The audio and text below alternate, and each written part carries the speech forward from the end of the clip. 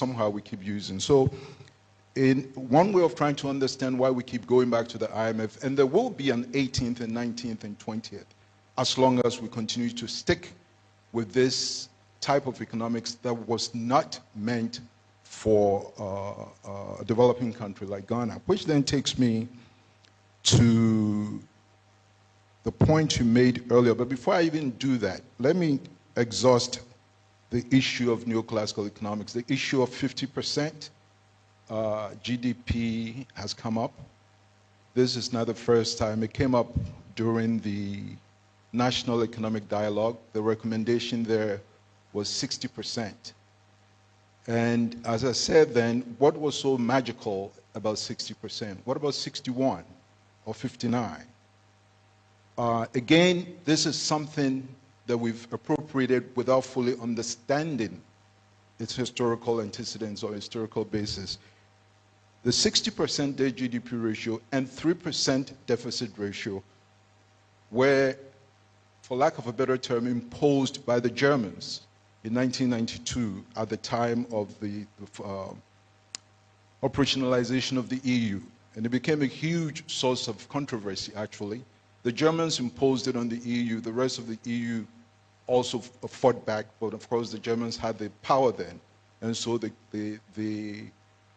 imposed it and it stayed. But there's nothing magical about it that if you attain that, you will somehow have met your fiscal objectives. And as I pointed out at the net, let's take the issue of Japan, for example, where the debt GDP ratio is 255%, the highest in the world. We are doing about 70 thereabout. I think it's come down somewhat. Does that mean that Ghana's economy is better managed than that of Japan's? No, of course, because there are more factors when we talk about public sector debt than just the debt GDP ratio. It just so happens that in the case of Japan, debt servicing accounts for just around 9% of their tax revenue, compared to Ghana, where interest payment alone is around 30%. If you add the payment of principal, it probably take around 35 or thereabout.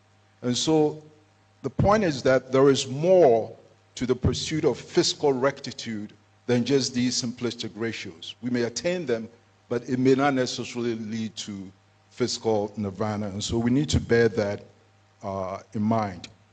In the specific case of Ghana, besides, and I'm glad that some of the speakers have raised the issue of the purposes to which we put the debt, and more importantly, the oversight or lack of it thereof, of Parliament in particular, of the debts that we take on. If you go through the budget, you would have realized there was a point where we kept borrowing with the excuse that we're going to use that for quote-unquote liability management and infrastructure.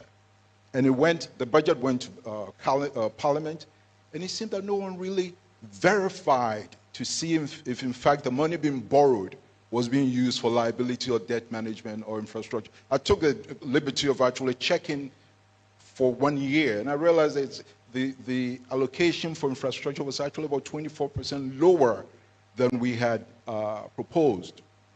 So oversight is critical. The purposes to which the debt itself is put to use is critical. And then in the case of Ghana, the quality of the debt. If you go through some of our debt agreements with donors and commercial interests or commercial lenders, you see that there's always a problem with the debt. I can use the example of donors, for example. One thing we don't know is that some of these donors also have their own interest, national interest, for giving us certain loans. But because we are so naive, they come to us and they will dangle a grant in front of us that will give you $100 million, but there's a grant component of 10 million. The grant part is nominally free, and we get so excited and we sign for it. The problem is that it may not align with our development priorities. And sometimes even when we get the money, we don't use it. And we do, for instance, build a road. The assumption is that if you expand the road, you free up traffic, the cost of doing business will go down, and therefore you should be able to generate the revenue to pay back the debt. Do we always do that? Of course not. You build a 3-lane road, in just a matter of years, 2 lanes become taken over by trotro drivers or someone selling live pigs or goats or something like that. So that alone has diminished that. But we also have noticed in examining the quality of the debt that sometimes, and I'll give you an example, a more concrete example. In 2015, during our IMF negotiations and all that, there was rumor at the time that the IMF was going to place a cap on our borrowing. And there were certain donors here in Ghana who were actually, they went public, criticizing the government for having high debt and so forth and so on. Meanwhile, in the background, they were trying to get us to actually borrow more from them before the IMF ceiling kicked in. And right around this same time, we actually went on a government delegation to one of these European countries. And some of us had to hide in our rooms in the hotel because they came in knocking on our door, trying to convince the finance minister to take in more debt. And you could see the desperation in their eyes.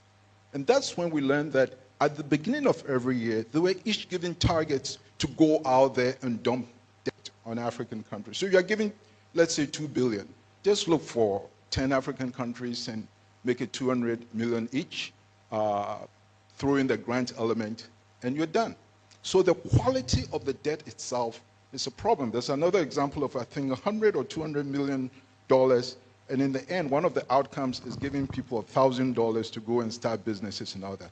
This is something we can easily do with local revenue mobilization. So I want us to bear in mind, one, the limitations of the economics that we practice, and two, the shady aspects of the debts that we incur, both from the borrowing end and, of course, the application end. And then lastly, Theo did make mention of the structural rigidities, and I think, Chairman, when you spoke, you alternated between structural and fiscal rigidities, which, of course, are different. What the government often talks about is the fiscal rigidities, where we have earmarked so many, we've earmarked so much money for different funds, and people keep asking for more funds. The last one was sanitation levy that the minister was asking for.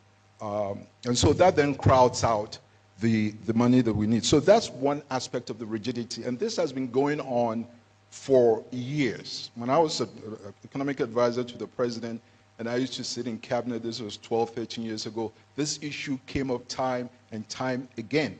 But sometimes we forget the political economy of governance, because there are certain vested interests that want certain things done. So you go, you talk, they set up committee. I sat on a couple of committees, we made recommendations, they never really amounted to anywhere. So there then, we talk about institutional inertia, or institutional, I don't want to say rigidities, because you may use the, you may overuse the word, but institutional inertia, where the political will to actually act on these things is simply not there. There's a case of a famous sanitation company, for instance, whose contract expired, and they continue to work anyway because someone said legally you have to pay them, and it ran through the ceiling, and they went on. And then we move to structural rigidities, which in his case may apply to the economy, and the choice of language in the Constitution, which was limiting, because they limited it to agriculture and economy, not anticipating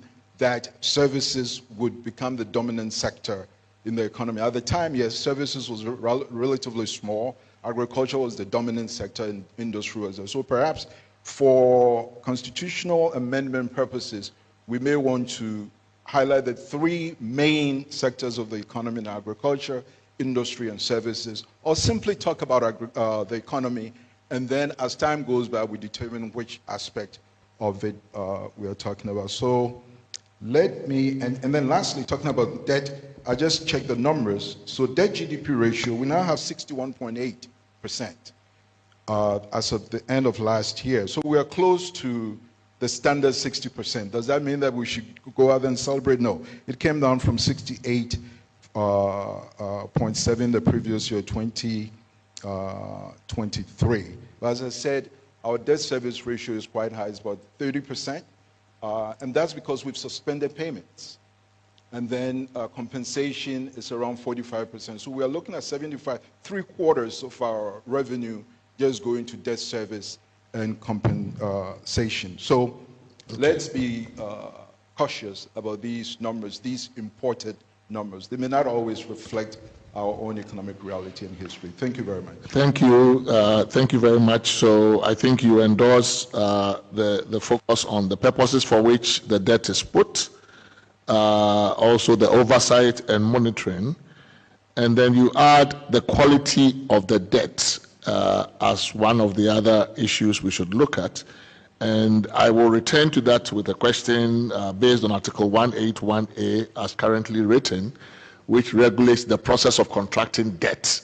And maybe if we could find a way to deal with the quality issue from the process side in terms of what process we go through to incur debt. But there is a question that Ms. Osei wants to ask. Thank you, Mr. Chair, and good morning, everyone. Dr. Nimoy Thompson has brought up some issues which kind of also reflects the sentiments of the earlier speakers. But it was pretty complicated for me. It's all the technical terms, rigidity, and all that. For me, I'm just trying to understand one thing. It seems to me that a lot of our issues are, and this goes back to his experiences that he's just shared about his time in cabinet meetings as a presidential advisor. It seems to me that our problem, the main challenge is the politics is always leading the economics, rather than the economics leading the politics. And so I'm just wondering, is there a way we can actually fix that in the kind of political system that we have? Because I think if we don't find a solution to that issue, then we would keep repeating the cycle, like you keep saying. Because when politicians are in opposition, it's very clear when they're making their commentary, their manifesto, the economics leads the politics. As soon as they get into office, something changes and the politics begins to lead. So how do we put ourselves in a position where the economics always leads the politics and not the other way around? Thank you. Okay, so we have that question about the politics economics linkage. Theo is back online. We also have Professor Abdallah Ali Nakaya. Nachia is here. He's our taxman in the room. So, but it's 12, almost 12:10. We will pause for a short coffee break. Our coffee is Nescafe. So it's coffee, tea, whatever, cocoa, below. Poriel's Pitch, showing live on ABC News GH this Saturday, 19th April 2025. See you there. Poriel's Pitch, showing live on ABC News GH this Saturday, 19th April 2025. See you there. Milo we have. We'll pause for a short break. Let's make it actually very short so that we can have more time on this subject before lunch at 2, and then we'll return after lunch for the rest of the day. But let's take maybe no more than a 10-minute coffee break, and then let's get back at 12:20 to continue this. We'll have Professor Ali Nachia make a short presentation. I think he needs to exit at some point, and then Theo and Dr. Nimoy Thompson will respond to Ms. Osei's question about the political economy, driving some of the perverse behavior that we have heard you guys talk about this morning. Thank you.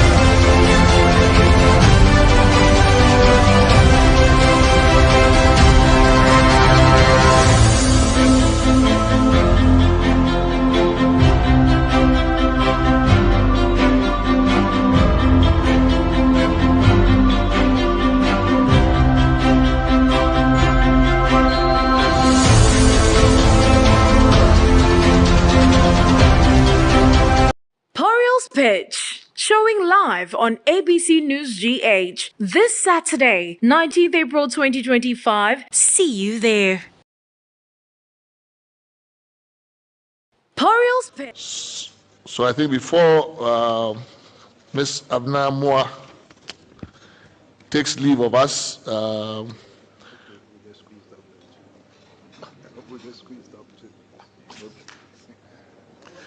we will invite her to supplement the comments that she's already made with some additional remarks, and then we will have Professor Lee Nachea to also make some points, but we still have the question on the floor posed by Ms. Osei. I don't know if it's to Dr. Nimue Thompson specifically, or to the whole meeting, or to Theo, but that's also a question that we would like you to address before we open up the conversation again. So you can make some brief remarks. We would have a response to the question on the table, and then we can open up the conversation again. Thank you. So, Amna, please. Thank you very much, Chairman, and thanks again to all the committee members for the great work you're doing so far. For us on the capital markets, our focus really is how do we get the Ghanaian to save? How do we get the Ghanaian educated about financial literacy and empowered to participate meaningfully in growing the economy and in creating wealth for themselves? And how do we channel the savings into investments? Investments in private companies, investments in SMEs, investments in infrastructure, and investments in nationally agreed priority growth sectors for the economy. How do we protect these investments and make sure that the investors have received a good return, so when they are 60, when they are 70, they can retire in dignity with wealth in their hands? So that is our role. Our mission is to drive national economic development by facilitating investments and giving access to capital by the private sector, by the states, and other entities that have economic use of those investments that they look for. In terms of the Constitution, there are a few things that we believe needs to be looked at, and we'll be sending also a paper on that. The first one is we know that we have educational rights under the Constitution.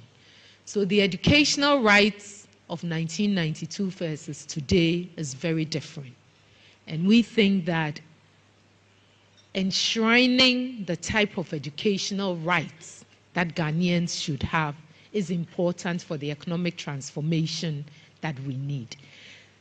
And that is why financial literacy, we believe, should be part of basic education up to a minimum, whether it's the SS level, the vocational level, has to be one that is enshrined so that Ghanaians can participate knowing very, very well and having strong capacity for what does it mean to have a bank account. What does it mean to have a Momo account? How do you choose one service over the other? What are your rights?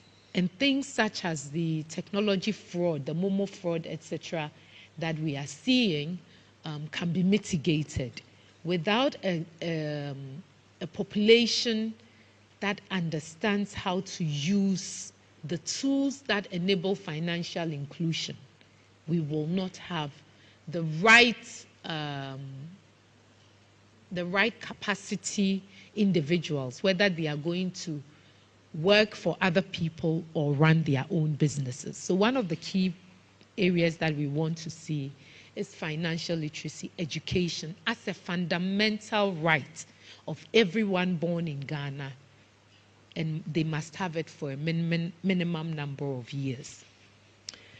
We think if we have this sorted well, just like the EU have come up recently with a savings and investments strategy for the entire EU states, where it looks at how to get retail investors take their savings, not just hold bank accounts, but take their savings and co-invest along with institutional investors into target areas that have been agreed, SME funding, infrastructure funding. The EU has even identified the defense industry as one of the key areas they want Abnamwa, Akosia, Menu, the ordinary person on the streets, as one of the areas they want people to invest in, alongside sophisticated institutional investors, climate transition.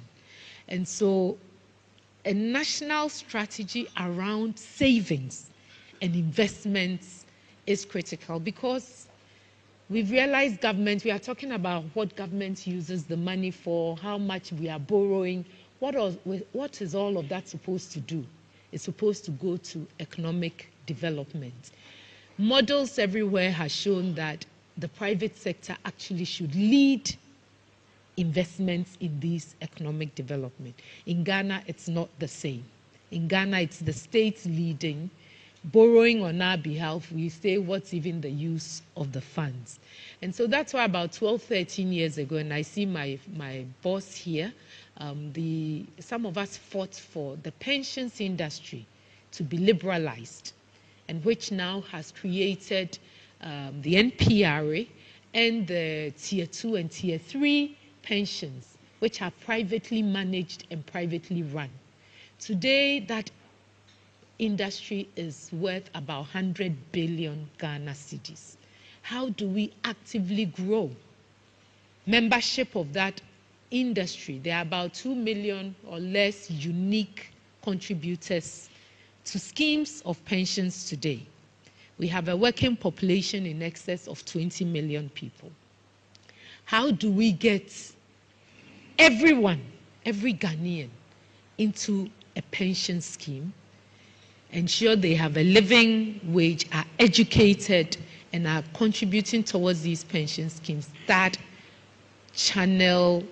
are channeled into investments in the economic sectors of our development, making sure that they are protected and there's incentives for these investments as well. So private sector for us is at the head of this. The second point I want to talk about, Mr. Chair, we've talked about, I don't think we've even talked about governance yet, and I saw Theo's thematic areas. There was one about accountability. I want to add a seventh one, and it should be governance. And governance means how we go about appointing leaders of institutions. What are the mechanisms through which they report back to us? What happens to them when they don't do their work? All the principles of good corporate governance practices. That is one of the key areas that we believe capital markets can bring best practices to all of Ghana. We hear some of the things Singapore and other countries that have leapfrogged economic development have done, and mainly it has been around governance, where the leader sets a certain tone and there are consequences for non-performance. So SOEs, their governance is important to us. We believe that all commercial state-owned enterprises, Gihog distilleries, TDC, Ghana Gas, etc., have to be on public capital markets, i.e. the Ghana Stock Exchange.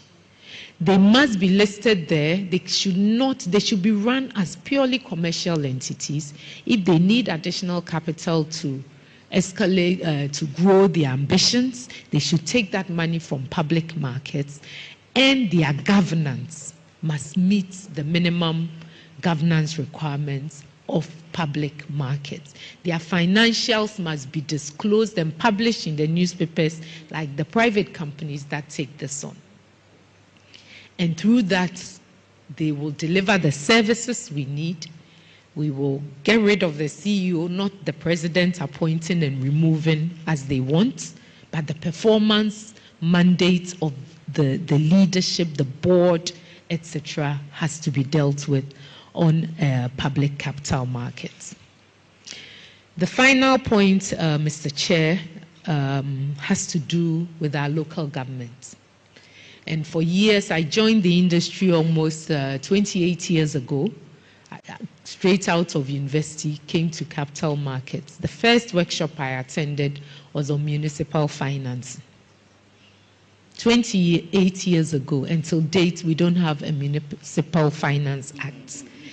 And the governance of our local authorities remain a challenge.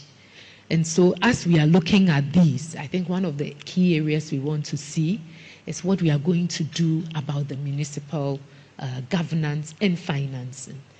There are many things, being a partner and having a say in how our municipals are run, are financed, we pay for our services, we demand periodic town hall meetings, would ensure that the decentralization objective and running communities that serve the purpose of its members are achieved. So these are our key areas of contribution, and I'm happy to take any thoughts, any questions from the committee and members here, and we will contribute a paper formally on this. Thank you. Thank you very much. We look forward to the memo that you will be contributing, and I think when we discuss the SOE sector, some of the things that we were looking at were, first of all, the SOE sector is not currently in the Constitution, but the idea is that if we brought them under constitutional regulation, some of the issues around corporate governance, and I think I like the idea of, at the minimum, using some of the listing requirements of the stock exchange, maybe to set a minimum benchmark for how our SOEs are regulated in terms of appointments, accountability, and the like. I think that would sounds like an interesting idea. We will reserve the questions until after we've had the next presentation, and then we've answered questions.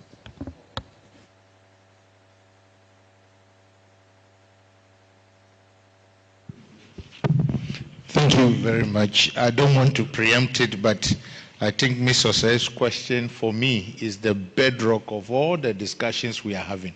The political interference, to me, is our problem.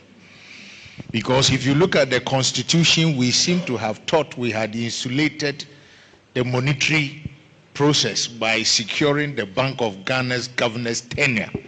But along the line, what did we see? Interferences and removals with changes in government. In other countries, he has 5-7 years. Governments will come and go. We need to keep the monetary policy framework intact. One key issue I've always been asking is that my boss is here, Dr. Nimoy, a lot of economists are here. We have two key policies in running an economy, monetary and fiscal, true or false? If we can get the monetary policy right, where we have the governor leading monetary policy, who leads fiscal policy? Should it be the finance minister or the commissioner general of the Ghana Revenue Authority? Is it not time we insulate the commissioner general not to be a political appointee, but should have the same security and independence of the governor to let us have a strong fiscal policy? Because if he wants to come out with a policy, he is scared of the appointees. A key example, property taxation. Who are the people who own the properties? Any attempt he will make at enhancing property taxation, he is called to order. Try it and we will change you. And the story ends there. This is why I thought Mr. Osei's point is why we are here.